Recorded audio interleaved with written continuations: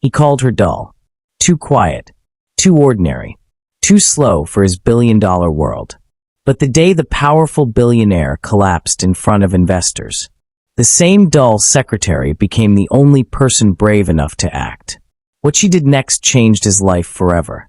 Stay tuned because you are about to watch a beautiful story and find out what happened next. Hello family, welcome to Tales by King. Kindly subscribe to my YouTube channel for more beautiful stories. Thank you as you do so.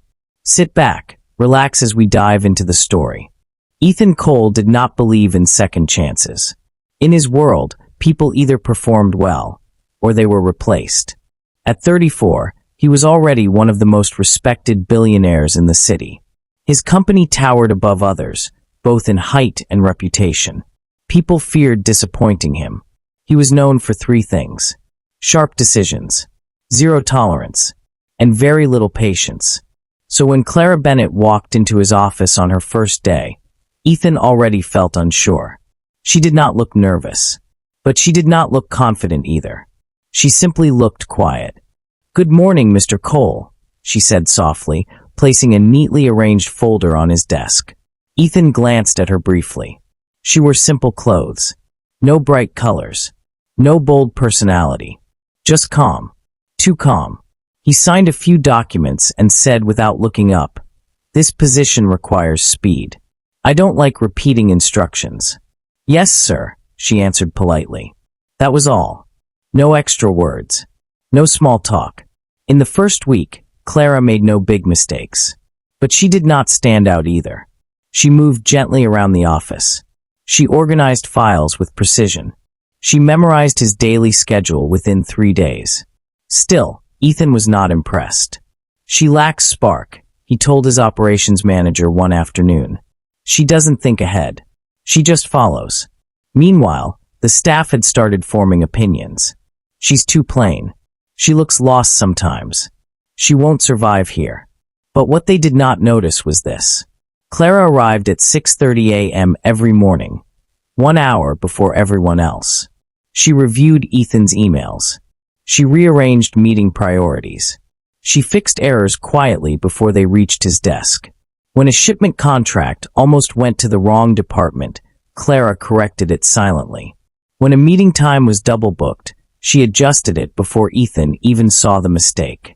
She never announced her efforts. She simply did them. One afternoon, Ethan entered the office unexpectedly early. He found Clara alone in the conference room, reviewing investor documents carefully. "You're here early," he said flatly.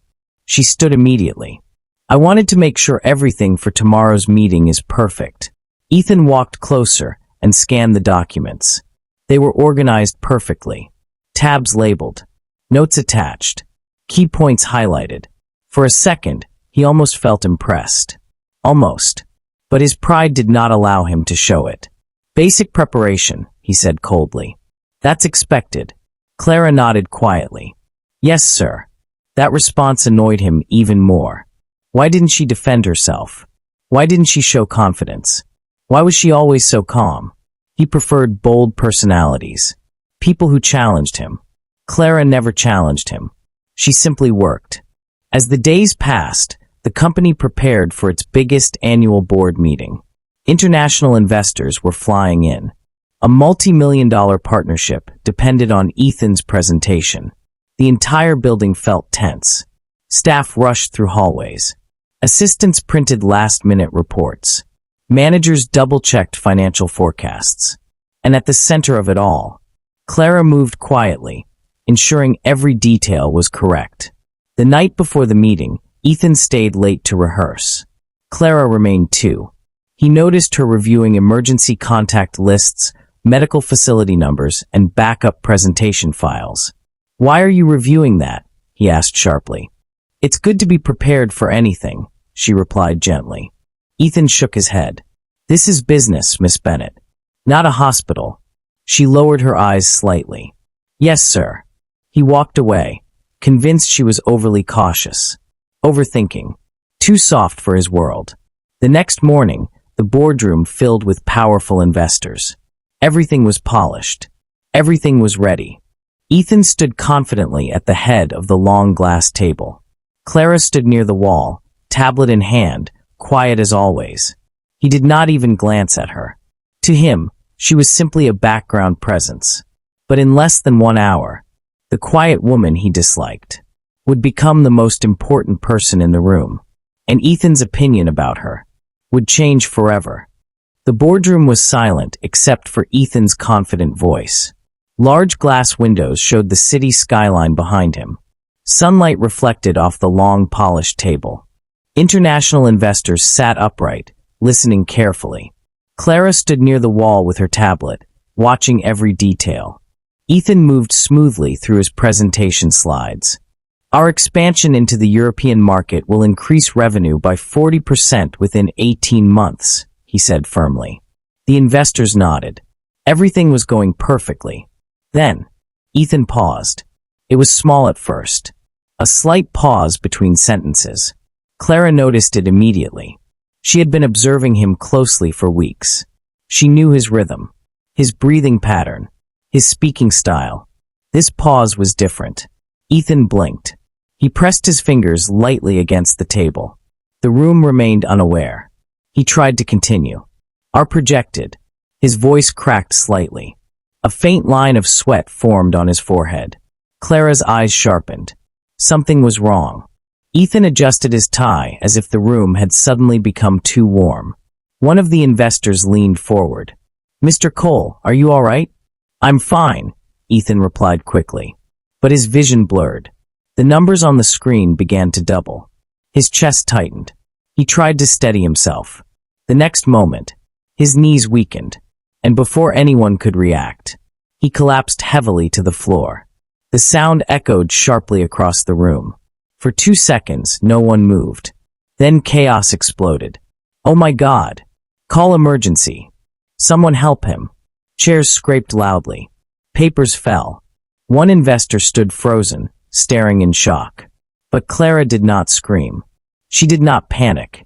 She dropped her tablet and rushed forward with steady steps. "Please move back," she said clearly. Her voice was no longer soft. It carried authority. People hesitated but obeyed. She knelt beside Ethan. His eyes were half closed. His breathing shallow. She quickly checked his pulse. Weak. She loosened his tie and unbuttoned the top of his shirt.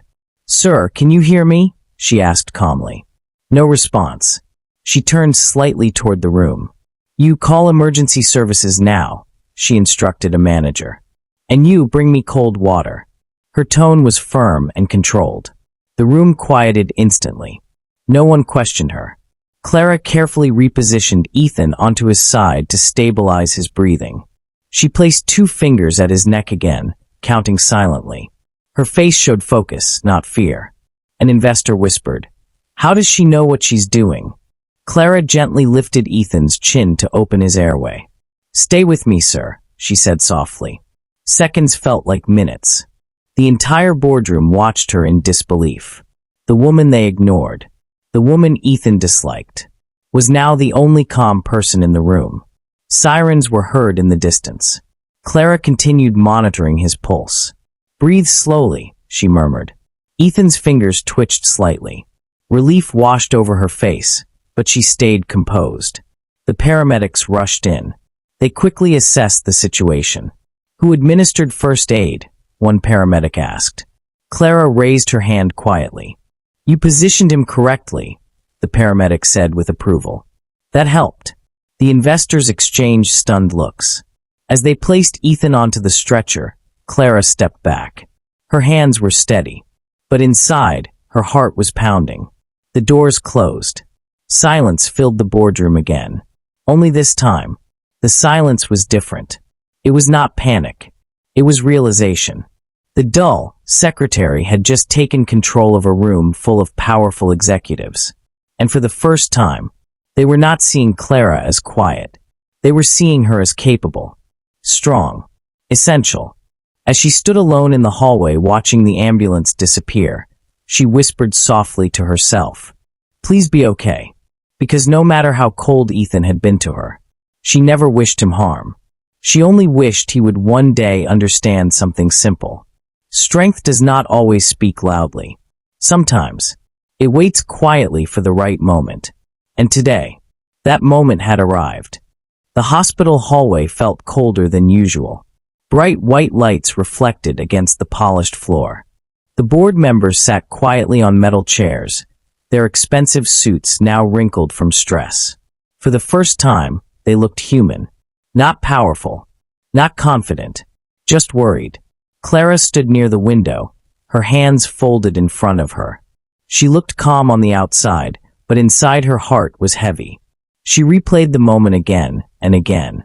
The pause in his voice, the sweat on his forehead, the way his body fell. She knew it was not ordinary stress. It had looked deeper than that. After what felt like hours, the doctor finally stepped out of the emergency room.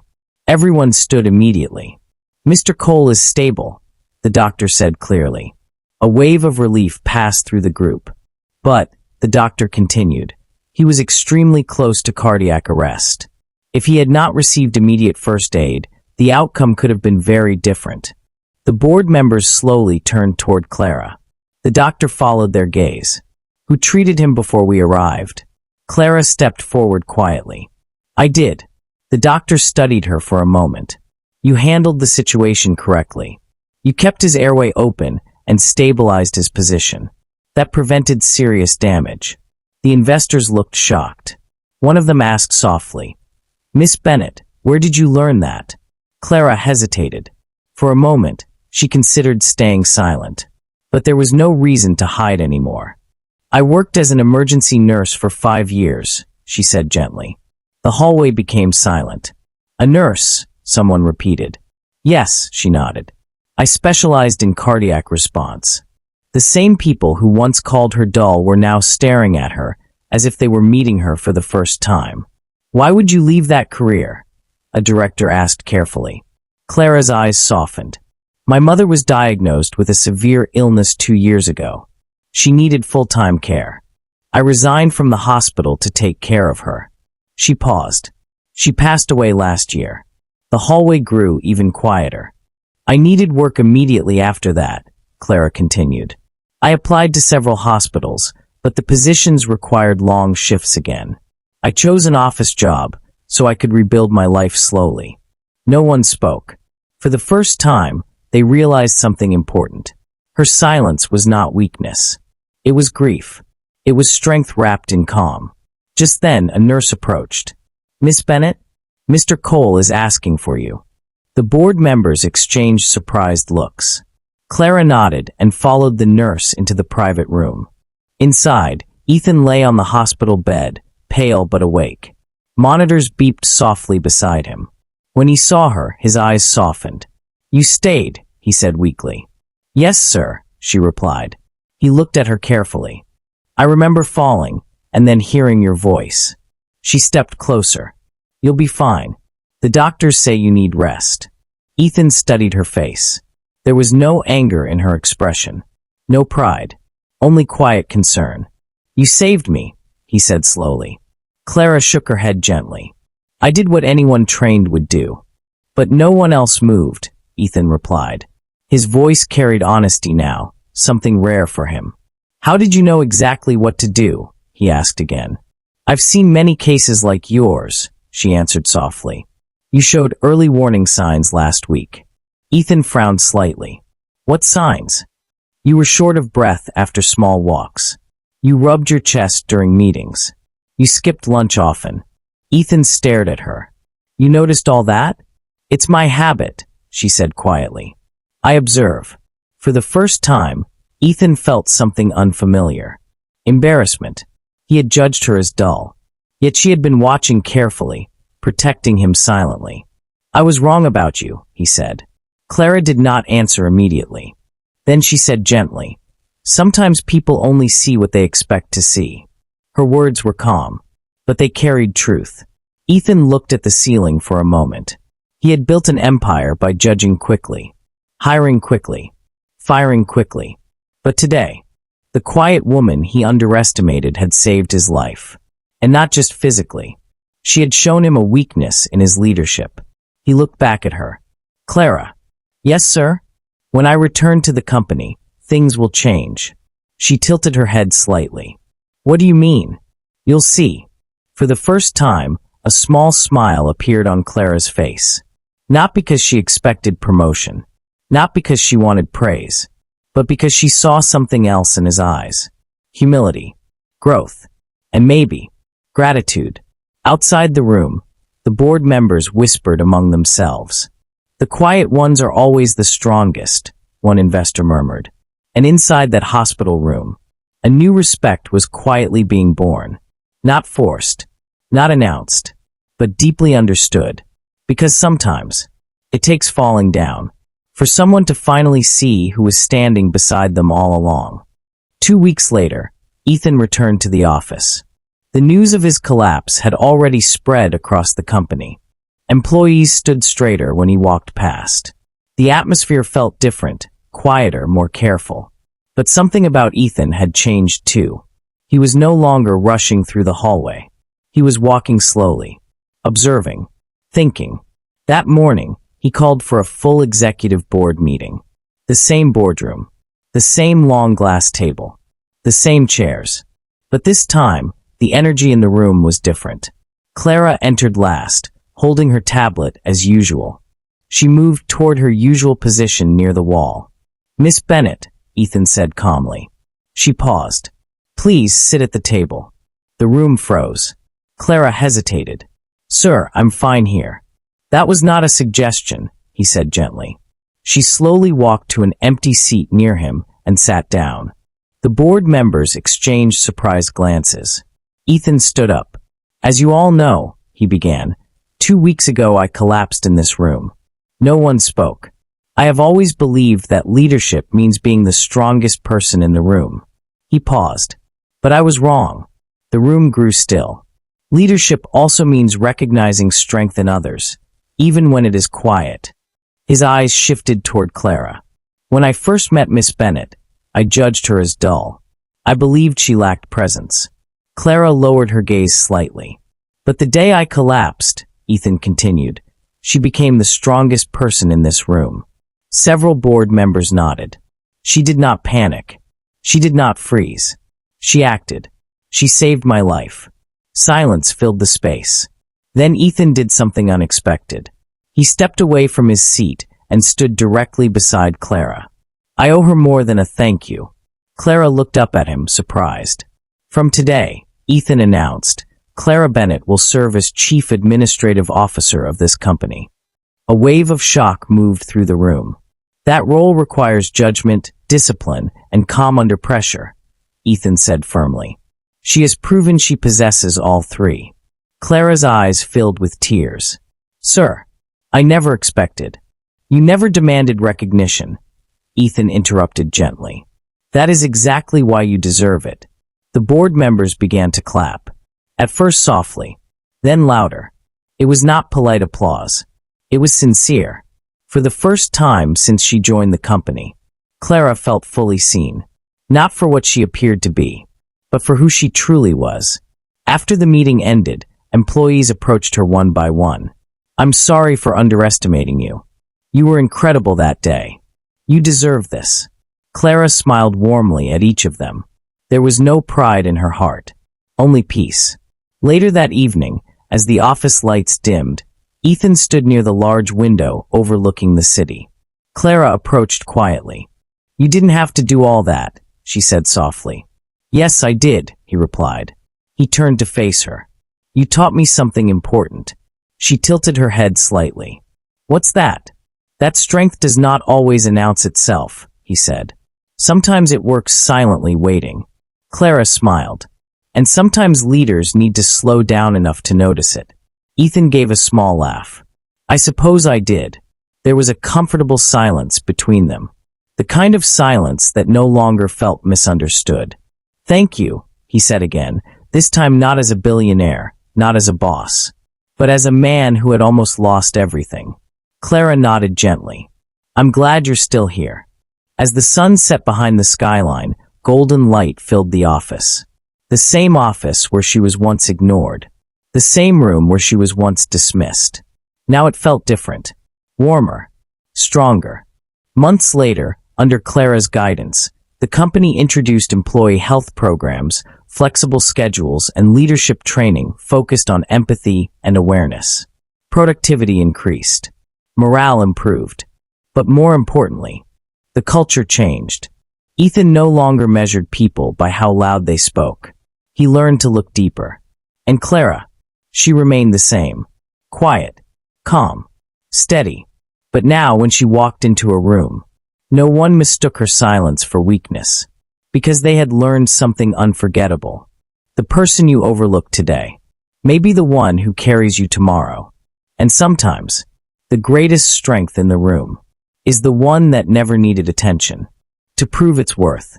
That brings us to the end of this video. I hope you find this story worth watching. If you do, kindly subscribe to my YouTube channel for more beautiful story, like, comment, and share this video to your friends and loved ones. Your support and engagement encourage me to post more videos. Thanks for watching.